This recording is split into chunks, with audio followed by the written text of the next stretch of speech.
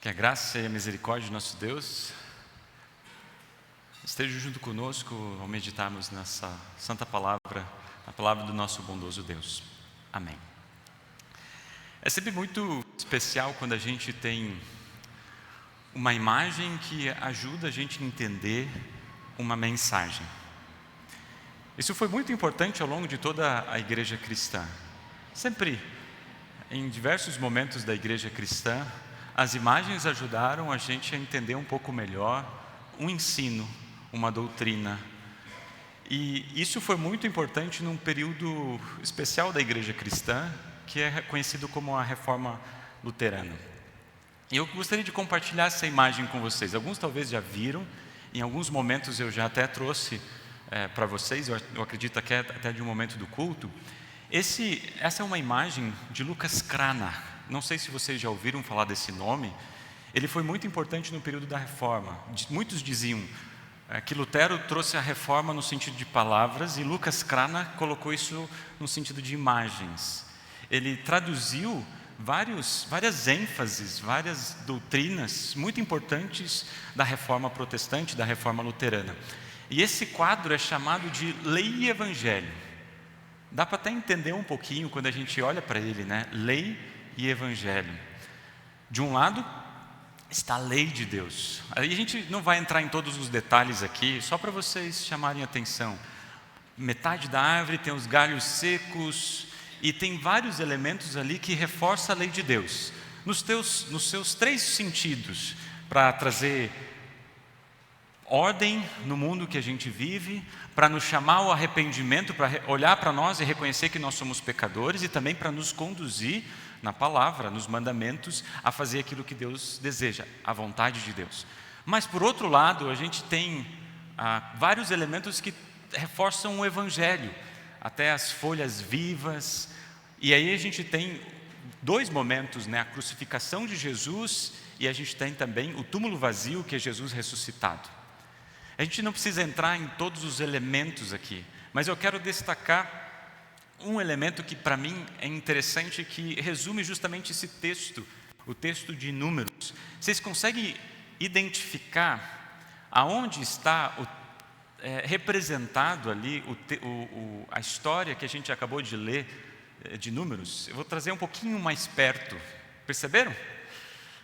Ali no lado da lei, Lucas Cranach colocou essa história narrada ali em Números capítulo 21. Vamos entender um pouquinho mais essa história. O povo de Israel, ele estava já peregrinando no deserto por quase 40 anos.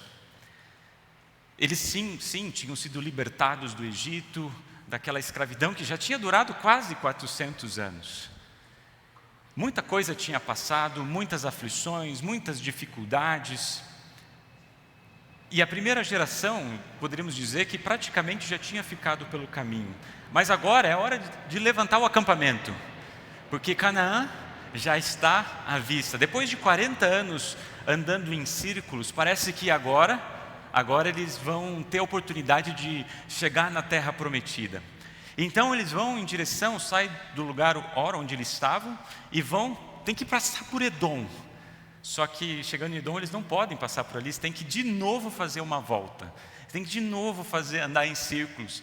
E quando eles percebem essa realidade, que de novo eles têm que fazer uma volta para chegar onde Deus havia prometido, aí acontece aquilo que está narrado no texto de Números. Se vocês têm aberto, eu não vou colocar os versículos aqui, vocês podem ir acompanhando junto comigo, que a gente vai fazer a leitura e ir explicando cada parte desse texto junto com vocês. Então, quando eles perceberam que teriam que fazer a volta, diz ali no versículo 5, eles começaram a falar contra Deus e contra Moisés. Eles diziam: por que Deus e Moisés nos tiraram do Egito? Será que foi para morrermos no deserto, onde não há pão nem água? Já estamos cansados dessa comida horrível. A pergunta que eu faço, e faço para vocês também, para a gente pensar junto: do que eles estavam reclamando? Do que eles estavam se queixando? Num primeiro momento, na superfície, a gente poderia dizer que eles estavam reclamando do maná, da comida que Deus havia providenciado para eles, que Deus milagrosamente estava cuidando e amparando ao longo de 40 anos. Só que eles estavam detestando o que outrora agradeceram. Por muito tempo Maná serviu, mas com o passar dos anos começaram a ficar saturados com aquilo. Ou seja, o povo começou a ficar impaciente. E é interessante que desde a libertação lá do Egito até esse momento, diz alguns comentaristas que essa é a 14ª vez que eles reclamam nesse período. Diante de Deus, diante de Moisés. 14ª vez. E aí sabe o que me faz pensar e me fez refletir? Será que a gratidão tem prazo de validade? O que era bom outrora, de repente, começa a perder o seu brilho. Começa a perder aquele encanto. E aquilo que antes a gente agradecia, agora a gente está reclamando. Será que a gente não pode trazer isso também um pouquinho para nós? Por exemplo, o cheiro do carro novo logo termina. O celular que a gente acabou de ganhar logo cai e está arriscado. Uma viagem esperada, planejada, passa. Um emprego novo que a gente estava aguardando e tendo vontade de recomeçar, logo começa a se tornar um grande problema. E a gente poderia colocar sobre várias situações da vida. Eu trouxe as mais simples aqui. Mas há tantas situações que, por um lado, a gente agradece, mas chega um momento que a gente começa a reclamar justamente das coisas que a gente agradeceu. Será que é impaciência da nossa parte? Ou será que gratidão tem um prazo de validade? Mas esses são apenas alguns exemplos. O sintoma de impaciência e gratidão não começou ali no texto de Números, nem no tempo de Jesus, nem no nosso tempo. Isso vem desde o momento onde o ser humano caiu em pecado. Porque tudo era perfeito, Deus havia criado todas as coisas perfeito. Mas Deus, olha só que curioso, né? Deus se utilizou de uma cobra, de uma serpente, para fazer Adão e Eva caírem em tentação. Mas o que é mais curioso ainda é que a tentação ela acaba preenchendo o ser humano ou mostrando para o ser humano que a gratidão ela tem prazo de validade. Porque eles estavam lá, estava tudo perfeito, estava tudo em ordem, estava tudo certo. Vocês têm tudo, menos uma coisa. Menos uma árvore, menos um fruto. Isso não é certo, isso não é justo. Vocês deveriam poder comer tudo, sem exceção, sem privação. Será que não é justamente essa árvore, aquela que vai satisfazer você? Então aquilo que antes eles louvavam e agradeciam, agora se tornou talvez algo que eles estavam reclamando e talvez até impacientes. E é justamente nesse momento que essa queixa que o povo lá, descrito aqui em Números, começa a fazer diante de Deus. Começa a culpar a Deus pelas coisas que estavam acontecendo. Vamos seguir o texto? Versículo 6 até o versículo 7. Aí o Senhor Deus mandou cobras venenosas que se espalharam no meio do povo, e elas morderam e mataram muitos israelitas. Então o povo foi falar com Moisés e disse: nós pecamos, pois falamos contra Deus, o Senhor, e contra você. Peça a Deus que tire essas cobras que estão no meio da gente. Se formos pensar, faz sentido essa história estar no lado da lei, né? Não faz sentido? Porque, de uma forma ou de outra, a lei, ela tem como objetivo chamar cada um de nós ao arrependimento. Essa é uma das funções da lei. É fazer com que a gente olhe para a nossa vida, olhe para a nossa realidade, reconheça que nós somos pecadores e possa enxergar naquele que nos salva, naquele que nos cura. Então, a lei nos leva ao arrependimento. Mas, às vezes, é com um remédio um tanto amargo. Mas nem sempre Deus faz uso do sofrimento para manter-nos na fé. Mas, quando isso também acontece, pode ser para nos impedir com que seus filhos caiam da fé. Deus sim pode permitir que serpentes, dificuldades, sofrimentos, aflições apareçam nas nossas vidas, sim, pode. No mundo vocês vão sofrer. O próprio Jesus já tinha afirmado para nós isso. A realidade que a gente vive não é isenta às dificuldades, às aflições e aos sofrimentos que a gente vive. E a pergunta não deve ser por que isso está acontecendo comigo? Eles poderiam muito bem ter perguntado: por que Deus? Você mandou serpentes para tirar e nos morder, para nos atacar, para nos destruir. Eles poderiam ter perguntado isso. Por quê? E a gente se pergunta isso quando situações adversas acontecem conosco. Por quê? Mas talvez a pergunta possa ser transformada um pouquinho no como. Como eu consigo perceber a presença de Deus no meio do meu sofrimento, no meio das dificuldades? E é nesse sentido que o povo sentiu a lei de Deus. Sim, eles reconheceram aquilo que haviam feito, se arrependeram, colocaram isso diante de Deus. E antes que eram palavras de reclamações, agora se tornam palavras de confissão. E a palavra de confissão é: pecamos contra ti, ó Deus. Então, o que Moisés fez no versículo final do versículo 8? Moisés orou ao Senhor em favor do povo, e ele disse: faça uma cobra de metal e pregue num poste. Quem for mordido deverá olhar para ela e assim ficará curado. Então Moisés fez uma cobra de bronze e pregou num poste. Quando alguém era mordido por uma cobra, olhava para a cobra de bronze e ficava curado. Não sei se para vocês isso soa da mesma forma, mas para mim parece um pouco contraintuitivo.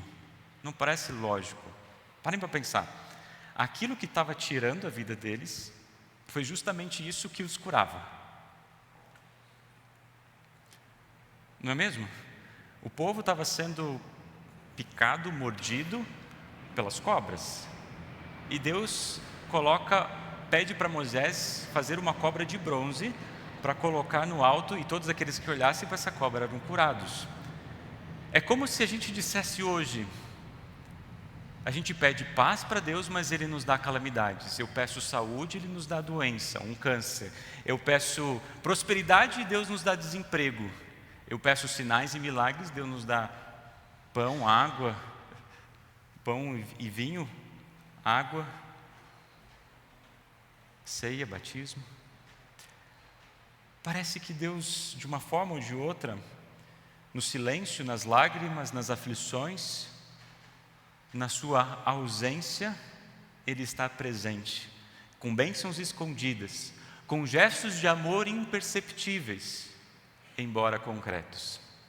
Porque quando nós mudamos o foco do porquê e começamos a olhar o como, talvez a gente encontre o Evangelho da cruz. E talvez por isso que, um tempo depois, Lucas Cranach, agora o seu filho, ele faz uma pequena alteração nessa pintura. Consegue perceber? Tem várias pequenas alterações, mas uma de uma forma especial que eu gostaria que vocês percebessem. Qual que é essa alteração? Ele tirou essa história que estava no lado da lei e colocou, eu sei que vai ficar meio borrado agora, né? No lado do Evangelho. Percebem lá no fundo? Vou voltar aqui. Lá no fundo, a história, só que agora está no lado do Evangelho. Essa mesma história que antes nos chamava ao arrependimento, agora está sendo retratada como o Evangelho. O Evangelho da cruz. Como é que a gente pode entender isso? Uma história assim, ser o Evangelho da cruz. E para a gente entender isso, a gente precisa talvez ir para muitos séculos depois. Isso aconteceu numa noite, numa conversa.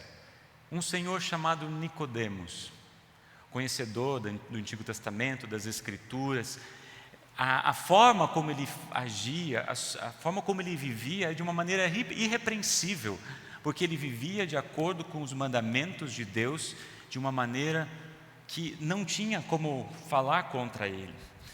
Mas aparentemente, ele não conseguia pegar sua cabeça e colocar no travesseiro e dormir em paz. porque ele sentiu uma angústia no coração em relação à sua salvação. E ele descobriu que tinha um rabi, um mestre, que estava falando coisas que ele nunca tinha ouvido antes. Coisas impressionantes a respeito de vida eterna, de salvação.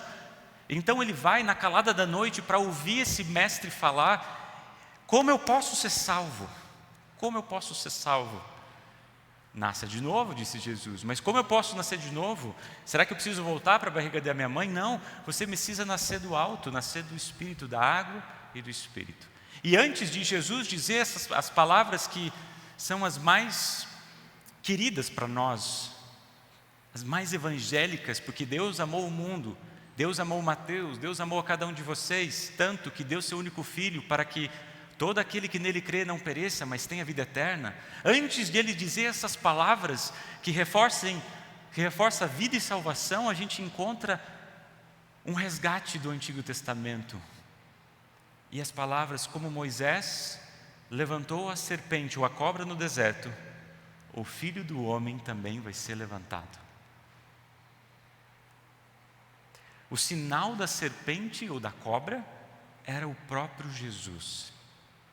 O jeito de Deus amar e curar a doença do mundo foi cumprir Números 21.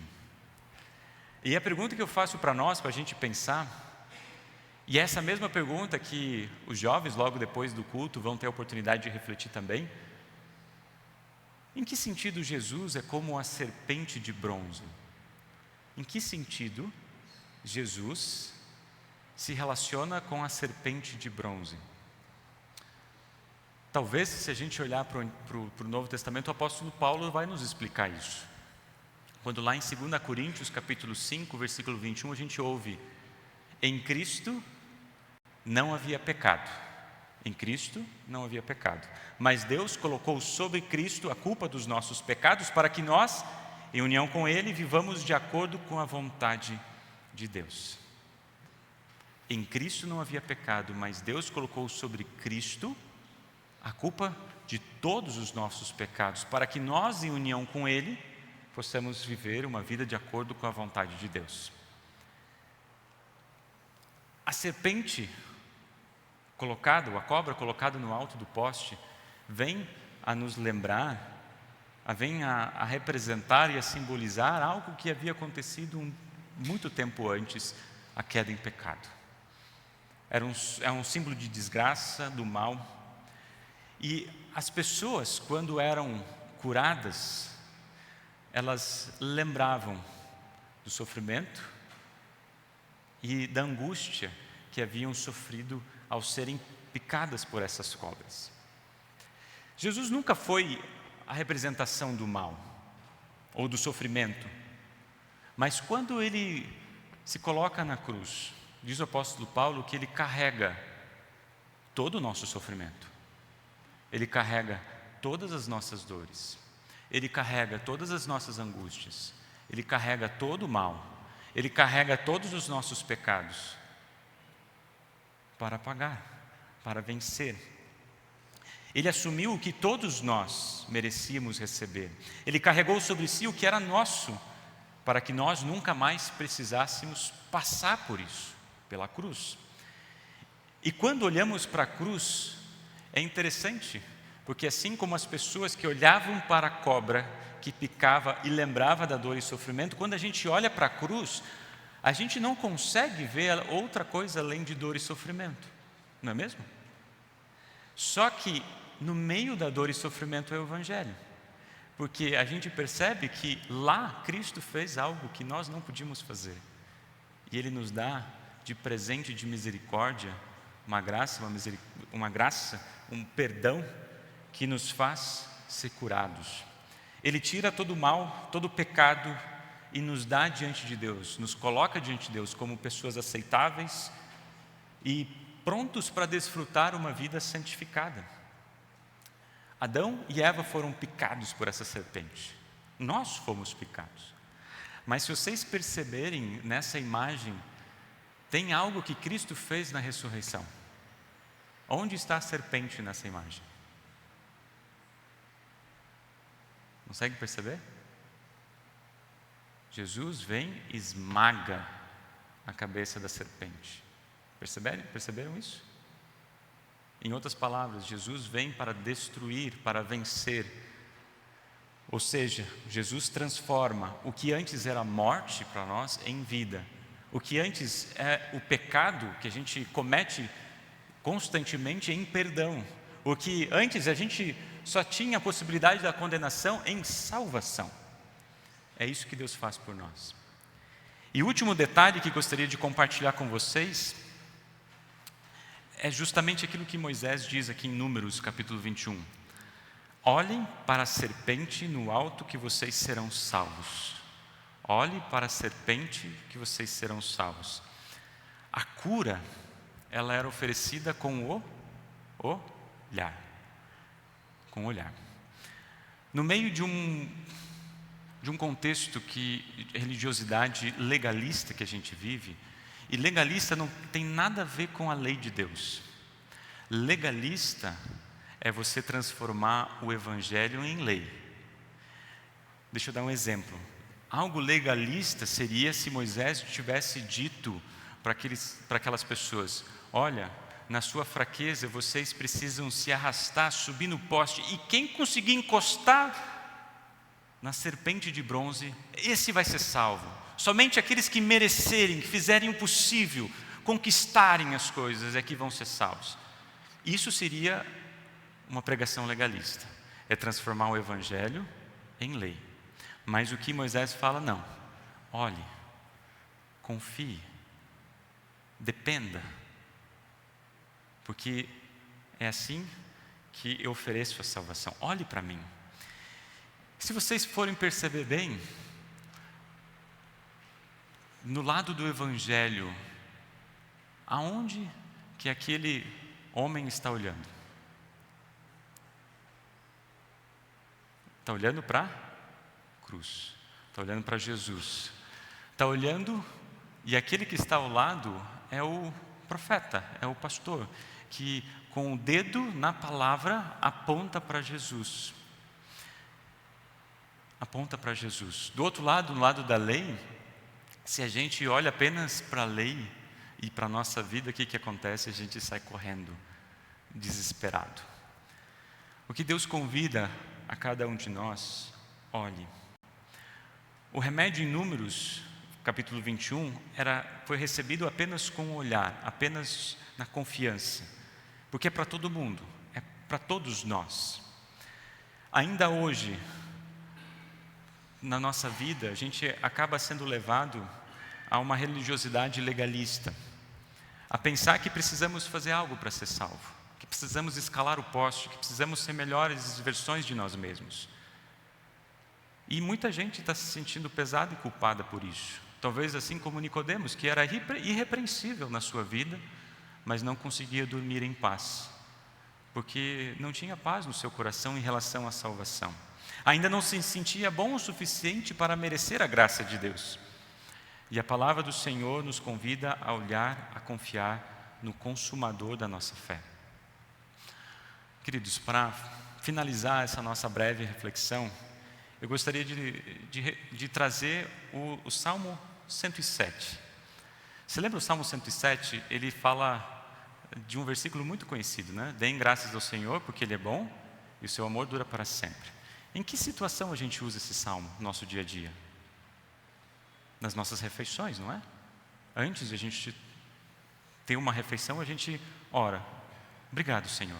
Por que a gente faz no alimento? Parece algo tão simples e tão corriqueiro, mas a gente olha para essa dádiva que Deus nos dá, esse alimento que nos nutre, e a gente agradece ao Senhor. Obrigado. Mas se a gente olhar o Salmo, a gente vai perceber uma profundidade muito maior. São 5 vezes e 5 situações que o salmista ele coloca. Gratidão, Senhor, pelas dificuldades. E quando acontece uma aflição na minha vida, eu posso dizer: deem graças ao Senhor, porque Ele é bom, o seu amor dura para sempre. Quando acontece um sofrimento na minha vida, eu digo: deem graças ao Senhor, porque Ele é bom, porque o seu amor dura para sempre. Quando acontece qualquer adversidade, deem graças ao Senhor, porque Ele é bom, o seu amor dura para sempre. Quando acontece uma coisa boa, uma vitória, uma bênção material, eu digo, deem graças ao Senhor porque Ele é bom. Em tudo, deem graças ao Senhor porque Ele é bom. E seu amor dura para sempre. O Evangelho da cruz é aquele que nos faz olhar, e quando a gente olha, parece que a gente percebe a dor, a angústia, os sofrimentos, as aflições. Mas deem graças ao Senhor porque Ele é bom, porque Ele na cruz venceu e morreu, mas ressuscitou para nos dar perdão dos nossos pecados e vida eterna. Que essa mensagem da cruz possa nos alimentar a nossa esperança, hoje e sempre. Por quê? Porque o Senhor é bom e Ele dura para sempre. Amém. Nos colocamos em pé.